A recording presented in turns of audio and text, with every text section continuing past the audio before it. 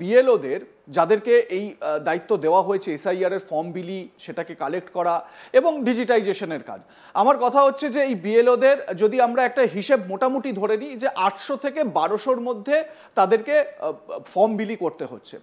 যদি আমরা সেটাও দেখি যে প্রত্যেক দিন অন্তত যদি মানে প্রত্যেক দিনের এই এক মাসের হিসেব আমরা দেখি তাহলে বিএলওদের খুব বেশি হলে 10 থেকে 15টা বাড়িতে যেতে হচ্ছে এবং সেখানে ওই বাড়িতে বিভিন্ন যে পরিবার রয়েছে সেই পরিবারের সঙ্গে কথা বলে তাদের কাছে ফর্ম দিতে হচ্ছে। প্রত্যেক দিন মানে এই 10খানা বা 15খানা বাড়ি ভিজিট করতে গিয়ে তাদের এত চাপের মধ্যে পড়তে হচ্ছে এবং সেখানে বাড়িগুলোকে নিয়ে যাওয়া, বাড়িগুলোকে দেখিয়ে দেওয়ার জন্য বিভিন্ন রাজনৈতিক দলের বিএলএরা রয়েছেন। আমি মানে এটা দেখেছি আমাদের আশেপাশে, আমাদের এলাকাতেও বহু জায়গায়, নিশ্চিতভাবে আপনার এলাকাতেও বহু জায়গায় বিএলএরা, রাজনৈতিক দলের বিএলএরা তারা সঙ্গ করে যাচ্ছেন। সেখানে তাদেরকে হয়তো টেবিলে বসার ব্যবস্থা করে দিচ্ছেন, চেয়ার পেতে দিচ্ছেন যাতে কাজটা করতে পারেন সুষ্ঠুভাবে।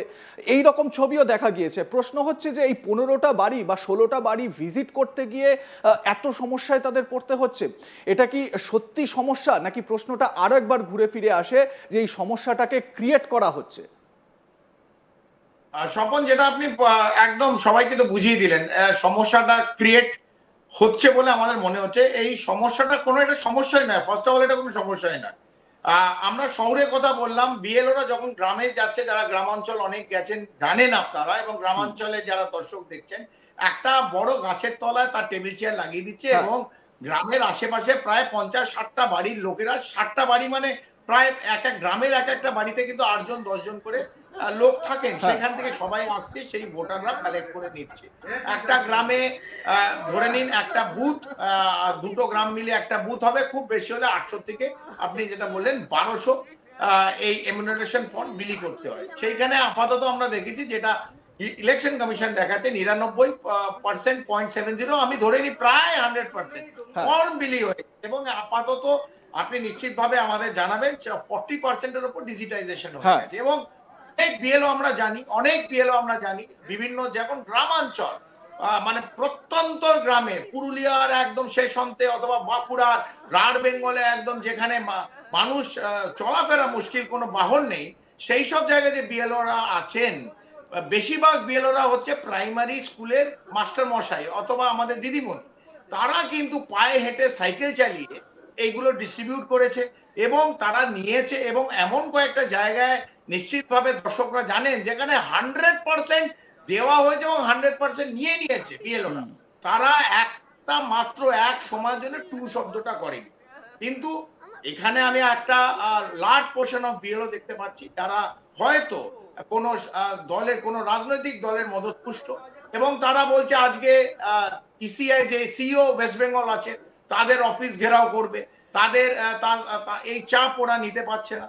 এবং এই যে বিএলওদের এই যে হঠাৎ একটা হয়রানি, হঠাৎ তাদের এই যে একটা লম্বা শ্বাস, এই যে রুদ্ধশ্বাস, এটা কেন এই সময় হচ্ছে, এই প্রশ্নগুলো উঠবে স্বপন।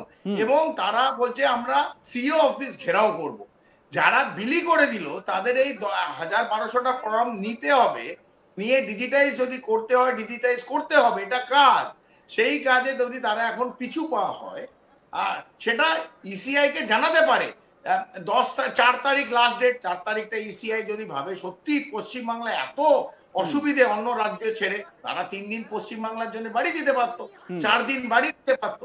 সেই জায়গায় বলছে আত্মঘাতী হয়ে যাচ্ছে, কেউ মারা যাচ্ছে। দেখুন, প্রত্যেকটা মৃত্যু দুঃখজনক, প্রত্যেকটা মৃত্যু সে যেভাবেই হোক বেদনায়ক, কিন্তু সেইখানে আমরা সমবেদনা জানাতে পারি।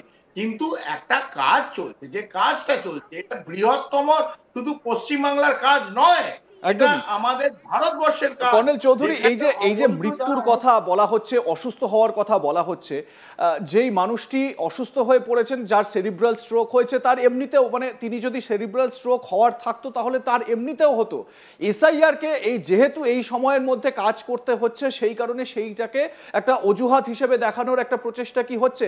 এবং আমি কিন্তু এটা বিএলওদের বলছি না, বিএলওদেরকে দিয়ে এটা করানোর কি একটা প্রচেষ্টা হচ্ছে, কারণ অনেক বিএলও বিএলওই এরকম রয়েছেন যারা কিন্তু খুব সুন্দরভাবে কাজ করছেন, খুব দ্রুত গতিতে কাজ করছেন। সেরকম না হলে 99%-এর বেশি এই এনুমারেশন ফর্ম বিলি এবং জমার কাজ হয়ে যেত না। আমরা যখন এই আলোচনা করছি কর্নেল চৌধুরী, আমাদের পুরুলিয়ার বাঘমুন্ডির এক বিএলওর কথা না বললেই নয়। তার নাম, ওই বিএলওর নাম, তিনি বাঘমুন্ডি ব্লকের প্রিয়গড়িয়া প্রাথমিক বিদ্যালয়ের শিক্ষক বৃষকেতু কুইরি। তিনি মানে তার বুথে 770 জন ভোটার। শুনলে অবাক হবেন, মানে এই আবহে ওই কান্নাকাটি, হাউমাউ কান্না, এইসবের মধ্যেও সেই বৃষকেতু বাবু মাত্র 15 দিনে তার কাজ কমপ্লিট করে ফেলেছেন। এনুমেরেশন ফর্ম বিলি, সেই ফর্ম জমা নেওয়া এবং ডিজিটাইজেশনের যে কাজ, সেই কাজ তিনি কমপ্লিট করে ফেলেছেন। এবং এটাও ঠিক যে এই সুমিতা মুখার্জির মতন বিএলওরাও আছেন যারা কিন্তু এই ধরনের বক্তব্য রাখছেন বা এই ধরনের বিষয় তারা কিন্তু সামনে আনছেন। আমি তার বক্তব্য আর কিছুক্ষণের মধ্যে আমাদের দর্শকদের সামনে তুলে ধরবো যে কেন তিনি এই কান্নাকাটি করেছেন। তবে তার আগে একটু এই ডিজিটাইজেশন এবং ইলেকশন কমিশনের দেওয়া যে ডেটা, সেই ডেটাটা একবার দেখাই যে এখনো পর্যন্ত কি অবস্থায় রয়েছে। সেই ডেটাটা একটু আমাদের দর্শকদের সামনে তুলে ধরি। 99.74% দেখতে পাচ্ছেন যে কাজ হয়ে গিয়েছে, মানে এনুমারেশন ফর্ম বিলি এবং কালেকশন হয়ে গিয়েছে 99.74%। এবং ডিজিটাইজেশনের কাজ দেখুন 40%, 40.18% হয়ে গিয়েছে। এটা আমরা যে ডেটা পেয়েছি সেই ডেটা অনুযায়ী, মানে ইলেকশন কমিশনের ডেটা অনুযায়ী আপনাদের সামনে তুলে ধরার চেষ্টা করছি। এবং আমি এই মুহূর্তে যখন এই আলোচনা করছি কর্নেল চৌধুরী, একজন বিএলও আমাকে এই মুহূর্তে আমাকে হোয়াটসঅ্যাপ নাম্বারে ইনফরমেশন দিলেন যে আজকে সকাল পর্যন্ত 70% ডিজিটাইজেশনের কাজ হয়ে গিয়েছে এবং আজ রাতের মধ্যে 85%-এর বেশি ডিজিটাইজেশনের কাজ কমপ্লিট হয়ে যাবে। এসআইআর এর যে কাজ সফলভাবে এগোচ্ছে, এই সমস্ত কান্নাকাটি, একেবারে মানুষের অসুস্থ হয়ে পড়া, মৃত্যুর মুখে ঢলে পড়া, সমস্ত মৃত্যুই কিন্তু অনভিপ্রেত। এটাকে আমরা কোনোভাবেই দেখানোর চেষ্টা করছি না বা বলার চেষ্টা করছি না এই মৃত্যু কিন্তু কাম্য নয়, কিন্তু সেটাকে এসআইআর এর সঙ্গে যুক্ত করে দেওয়াও কি কাম্য, এই বিষয়টাও কিন্তু সামনে আসছে। আমি আগে সুমিতা মুখার্জির বক্তব্যটা একটু শোনাই, যেটা নিয়ে আমি বলছিলাম কিছুক্ষণ আগে, যে টেবিলে ভাত খেতে বসে হাউমাউ করে কাঁদছিলেন। তার কি বক্তব্য একবার শোনাই আমাদের দর্শকদের। আমার প্রতি মুহূর্তে মনে হচ্ছিল যে আমি নিজেকে শেষ করে দিই। আমি যতক্ষণ রাস্তায় এসেছি আমার অ্যাডিশনাল বিএলও আমার সঙ্গে ছিলেন বলে, আমাকে পৌঁছে দিতে এসেছেন বলে আমার কোনো অঘটন ঘটেনি, না হলে আমার যা কিছু হয়ে যেতে পারত। আমি বাড়িতে এসে আমি প্রচণ্ডভাবে ভেঙে পড়ি যে আমাকে এইরকম ভাবে কেন হ্যারাস করা হচ্ছে।